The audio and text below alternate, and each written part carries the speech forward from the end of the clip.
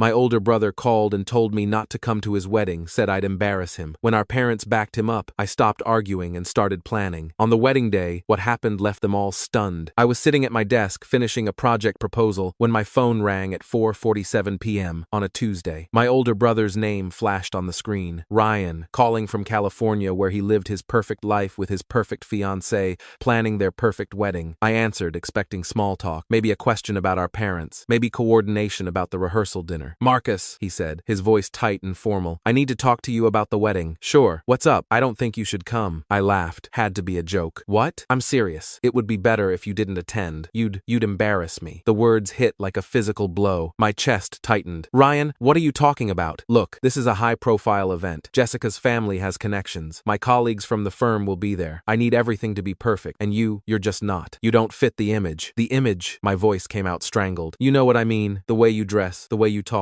your job. I can't have people asking awkward questions about why my brother works in IT support instead of something more impressive." I tried to process what I was hearing. "Are you seriously uninviting me from your wedding because I'm not successful enough for you? Don't make this dramatic. I'm trying to be honest." Before I could respond, I heard a click. Another voice joined the call. "Marcus," my mother's voice, careful and measured. "Your father and I are here too. Ryan asked us to conference in." My stomach dropped. "Mom, did you hear what he just said?" "Yes, and I think you should respect your brother's wishes. It's his special day. His special day where he's telling me I'm an embarrassment?" My father's voice cut in, gruff and impatient. "Don't be difficult about this, Marcus. Ryan's worked hard to get where he is. You showing up looking like you just rolled out of bed, talking about computer problems, it's not appropriate for this kind of event." I sat there in my apartment, phone pressed to my ear, listening to my family calmly explain why I wasn't good enough to attend my own brother's wedding. "So that's it?" I finally said. "I'm just disinvited?" "It's for the best," my mother said. "You'll understand when you're older." I was 31 years old. Ryan was 34. "I have to go," I said quietly. "Marcus," Ryan started. I ended the call. For the next 3 days, I didn't leave my apartment except to go to work. I sat on my couch in the evenings, replaying that conversation, trying to understand when exactly my family had decided I was disposable. I'd lived in Ryan's shadow my entire life. He was the golden child, captain of the debate team, valedictorian, full scholarship to Stanford, law degree from Yale, associate at one of the most prestigious firms in San Francisco by age 28. I was the quiet kid who liked computers, state school, decent grades, solid job as an IT systems analyst for a mid-sized healthcare company, good salary, good benefits, nothing glamorous. Growing up, every achievement of mine was measured against Ryan's successes and found wanting. "Ryan got straight A's in high school," my father would say when I brought home a report card with mostly A's and a couple B's. "Ryan was already published by your age," my mother would mention when I talked about my work projects. At family gatherings, conversations centered on Ryan's cases, Ryan's promotions, Ryan's accomplishments. When people asked about me, my parents would say, "Marcus works with computers," in a tone that suggested I fixed printers for a living. I'd accepted it, told myself it didn't matter, that I was happy with my quiet life. But being uninvited from Ryan's wedding, that was different. That wasn't just being overlooked, that was being actively erased. On the 4th day after the call, I opened my laptop and looked at the emails I'd received over the past 6 months. Wedding planning emails that I'd been included in initially, the venue photos Ryan had shared, the menu options he'd asked for opinions on, the group message about coordinating flights to California for the ceremony. All of it before he'd decided I was too embarrassing to attend. I scrolled through and found one particular email from 8 weeks ago. Subject line, "Groomsman, final list." My name had been on it. 4th groomsman, after Ryan's college roommate, his law school friend, and Jessica's brother. Then, a week later, an updated email. My name was gone, replaced with a colleague from Ryan's firm. No explanation, no conversation, just quietly removed. I'd noticed at the time but convinced myself it was a mistake, that Ryan would clarify. He never did. Now I understood. He'd been phasing me out gradually, hoping I wouldn't notice until it was too late to object. Something hardened inside me as I sat there looking at those emails. I wasn't going to argue, wasn't going to beg, wasn't going to give them the satisfaction of watching me grovel for a place at a table that clearly had no room for me. But I also wasn't going to just disappear quietly. The next morning, I called Dr. Patricia Chen, the therapist I'd been seeing on and off for 3 years. She specialized in family dynamics and had helped me navigate my relationship with my parents before. "Marcus," she said, when I settled into the familiar chair in her office, "you sounded upset on the phone. What's happening?" I told her everything. The call, the uninvitation, my parents' support of Ryan's decision. Dr. Chen listened without interrupting, taking occasional notes. She was in her late 40s, with 15 years of practice specializing in family systems therapy. I trusted her judgment. "How do you feel about this?" she asked when I finished. Angry, hurt, but also clear somehow. Like I finally see the dynamic for what it is, instead of making excuses for them. That's significant progress. What do you want to do? I don't know. Part of me wants to just not go and cut them all off. Another part wants them to understand how much this hurts. Do you think they would understand if you told them? I thought about my mother's careful voice, my father's impatience, Ryan's certainty that he was doing the right thing. No, I said. They'd just tell me I'm being too sensitive, that I'm overreacting. Dr. Chen nodded. I've observed this pattern in your family for a while now. Ryan is the identified achiever. You're the one who's expected to be accommodating and low maintenance. Your parents reinforce this dynamic by validating Ryan's perspective and dismissing yours. So what do I do? That depends on what you want the outcome to be. Do you want to maintain a relationship with them? Do you want to set boundaries? Do you want to challenge the dynamic publicly or privately? I sat with that question for a long moment. I want them to see me, I finally said. Really see me. Not as Ryan's disappointing little brother, as an actual person who deserves basic respect. That's a reasonable goal. But Marcus, you need to understand something important. You can't control whether they choose to see you differently. You can only control your own actions and boundaries. I know. So the question becomes, what action feels authentic to you? What would allow you to look back on this moment and know you honored yourself, regardless of how they respond? I thought about that for the rest of the session and for days afterward. 2 weeks after the call, I did something I'd never done before. I hired a lawyer, not for anything dramatic, not to sue my family or fight over anything, just for advice. David Morrison had been recommended by a colleague at work. 38 years old, family law specialist with 14 years of practice. He'd handled estate disputes, family conflicts, and boundary issues. Tell me what's going on, he said in his office. I explained the situation. He listened carefully, occasionally asking clarifying questions. Okay, he said, when I finished. First, let me be clear. You don't have legal recourse here. No one has a legal right to attend someone else's wedding. Ryan can invite or uninvite whoever he wants. I know. But, David continued, you do have options for protecting yourself going forward, and you have the right to communicate your boundaries clearly. What kind of boundaries? Well, for example, if your parents are financially supporting you in any way, that might be leverage they're using. Are they? No. I've been financially independent since college. Good. What about shared assets? Joint accounts? Anything they could use to pressure you? No. Everything's in my name. David made notes. Then, you're in a position of strength. You can set whatever boundaries you want. The question is, what you want those boundaries to be. I want to make sure they understand that excluding me has consequences, that I'm not just going to smile and pretend this didn't happen. That's reasonable. Would you like me to draft a formal letter establishing your boundaries? Sometimes, having something in writing helps clarify things. Over the next hour, we drafted a letter, professional, clear, stating that I accepted their decision to exclude me from the wedding, and in response, I would be re-evaluating my relationship with all of them going forward. I didn't send it immediately. I sat on it for 3 days, reading and rereading it, making sure it said what I wanted it to say. Then I sent it via email to Ryan and my parents. The responses came within hours. My mother, you're overreacting. This is unnecessary drama. My father, grow up, Marcus. Ryan, I knew you'd make this about you instead of supporting me. I read their responses once and then archived them. Dr. Chen had been right. I couldn't control whether they saw me differently. I could only control my own actions, and I was done trying to convince them I deserved basic consideration. 3 weeks before the wedding, something unexpected happened. I got a message on LinkedIn from Jessica Winters, Ryan's fiancée. Asterisk, hi Marcus. I hope this isn't too forward. I wanted to reach out about something. Would you be willing to meet for coffee? I'm in town for a few days, visiting family. Asterisk. I stared at the message for a long time before responding. Asterisk. Sure. When works for you? Asterisk. We met 2 days later at a cafe in my neighborhood. Jessica was exactly as I remembered from the few times I'd met her at family events. Poised, professional, warm, in a carefully controlled way. She worked in corporate communications for a tech company. Everything about her seemed precise. Thanks for meeting me, she said as we sat down with our coffee. What's this about? She looked uncomfortable. I wanted to ask you something directly, and I didn't want to do it over the phone. Why aren't you coming to the wedding? I watched her face carefully. Did Ryan not tell you? He said you had a work conflict, but your LinkedIn shows you work remotely, and I saw an earlier email thread where you were coordinating travel, so I'm guessing that's not the real reason. I pulled out my phone, opened my email, showed her the thread where my name had been removed from the groomsmen list. Then I played the voicemail Ryan had left 2 days after our initial conversation, the one where he was talking to someone else, probably a friend, and laughing. God, can you imagine if Marcus actually showed up in one of his ratty button-downs talking about server maintenance? I'd die of embarrassment. Jessica's face went very still as she listened. He uninvited me, I said quietly. Said I'd embarrass him in front of his colleagues and your family. My parents backed him up, told me to respect his wishes. She set down her coffee cup carefully. That's not right. No, it's not. Does he know how hurtful that is? is. I'm sure he does. He just doesn't care. Jessica sat back in her chair, looking genuinely troubled. I don't. That's not the person I thought I was marrying. Maybe it's not the person he is with you. Or maybe I haven't been paying attention. She looked at me directly. What are you going to do? Nothing. I'm not going to the wedding. I'm not going to make a scene. I'm just going to start distancing myself from all of them. That's it? You're just going to let them treat you this way? What else can I do? Jessica was quiet for a moment. Then she said something that surprised me. What if I could help you make sure the truth comes out? Not as revenge, just as honesty. What do you mean? I mean, the wedding is going to be full of people who think Ryan is this generous, kind person. People who see him as successful and gracious. They have no idea what he's really like with family. What if they did? Jessica, I don't want to ruin your wedding. It's not ruining it. It's being honest about who I'm marrying. And maybe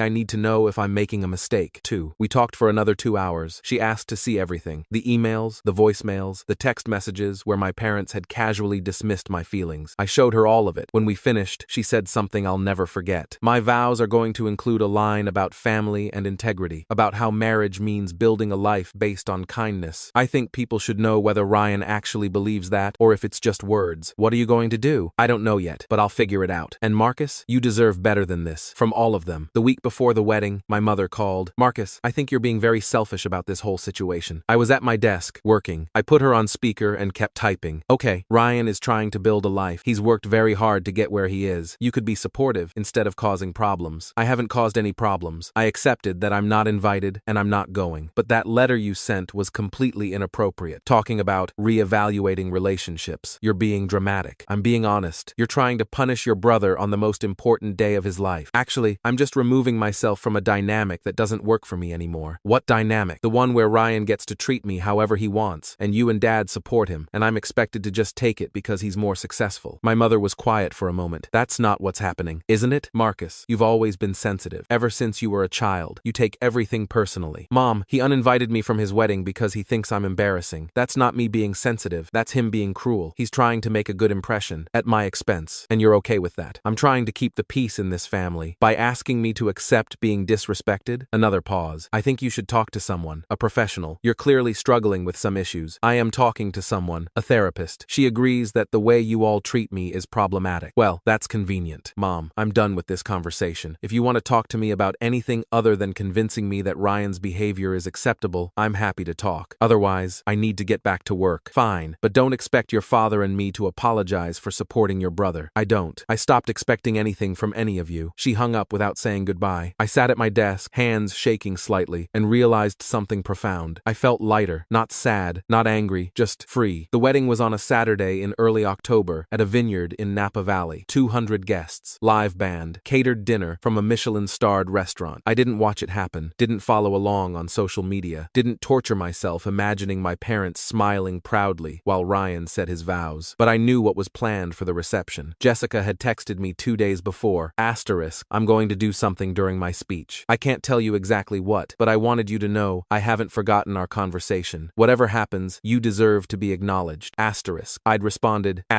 you don't have to do anything on my behalf. I'm not. I'm doing it on mine. I need to know who I married. The reception started at 6:30 p.m. I knew the timeline because I'd seen the schedule in those early emails before I was removed. Cocktail hour, dinner, first dance, then speeches. I was sitting in my apartment at 8:47 p.m., pretending to read a book when my phone started buzzing. Text from a cousin I barely knew. What is happening at this wedding? Text from an old college friend who was there. Marcus, did you know about this? Text from Ryan's college roommate.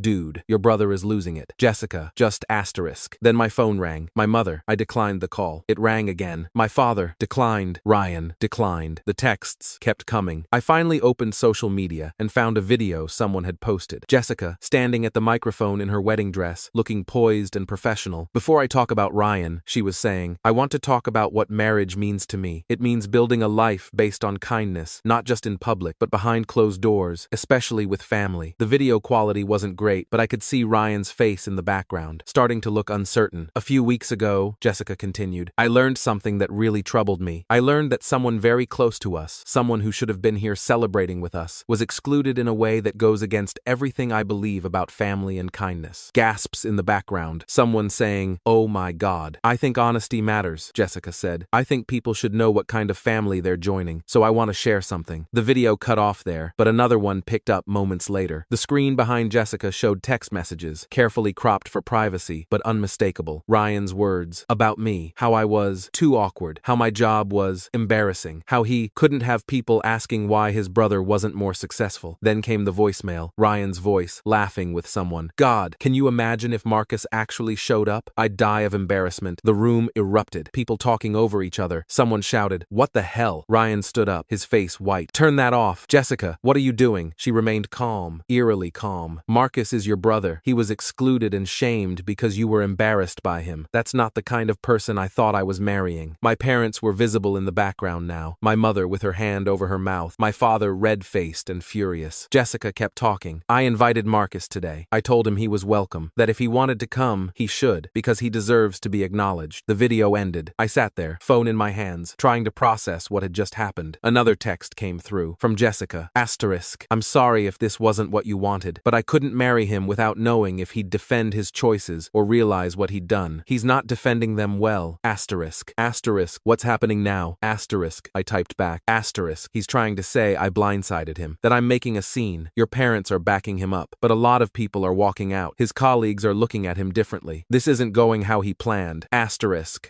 "Are you okay? *.